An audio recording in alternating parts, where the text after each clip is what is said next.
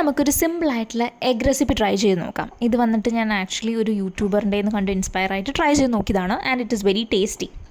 So അതിന് വേണ്ടിയിട്ട് നമുക്ക് മുട്ട വേണം. സോ ഞാനൊരു 4 എഗ്സ് എടുത്തിട്ടുണ്ട്. ഈ ഒരു എഗ്ഗിനെ നമ്മൾ ഫസ്റ്റ് തന്നെ നമ്മുടെ ഇഡ്ഡലി തട്ടിൽ വെച്ചിട്ടൊന്ന് സ്റ്റീം ചെയ്തെടുക്കാൻ പോവാണ്. അറ്റ്ലീസ്റ്റ് ഒരു 15 മിനിറ്റ്സ് ഒക്കെ 15 അല്ലെങ്കിൽ 20 minutes okay. I almost kept it for 10 to 15 minutes എന്നാണ് എൻ്റെ ഓർമ്മ. നമ്മളങ്ങനെ വെച്ചതിന് ശേഷം ഇതിനൊരു മസാല തയ്യാറാക്കണം. അതിന് വേണ്ടിയിട്ട് നമ്മുടെ ആവശ്യത്തിനനുസരിച്ച് ചില്ലി പൗഡർ, കുറച്ച് മഞ്ഞൾപ്പൊടി, അത്യാവശ്യത്തിന് ഉപ്പ്, അതിനുശേഷം ഒന്നുകിൽ നിങ്ങൾക്ക് വാട്ടർ ആഡ് ചെയ്യാം അല്ലെങ്കിൽ ഓയിൽ യൂസ് ചെയ്യാം. അതിനുശേഷം ഇതിനൊരു പേസ്റ്റ് ആക്കുക. And the recipe is very simple. നമ്മുടെ സ്റ്റീം ചെയ്ത് വെച്ചിരിക്കുന്ന എഗ്ഗിനെ നമ്മൾ ഇതുപോലെ എടുത്തിട്ട് ജസ്റ്റ് കോട്ട് ചെയ്ത് കൊടുക്കുക. ആൻഡ് കുറച്ച് ഓയിൽ വെച്ചിട്ട് ഒരു പാനിൽ ഈ ഒരു എഗ്ഗിനെ ഒന്ന് ഫ്രൈ ചെയ്തെടുക്കുക. ലൈക്ക് ഒന്ന് ഫ്ലിപ്പ് ചെയ്തിട്ട് ഫ്രൈ ചെയ്തെടുക്കുക.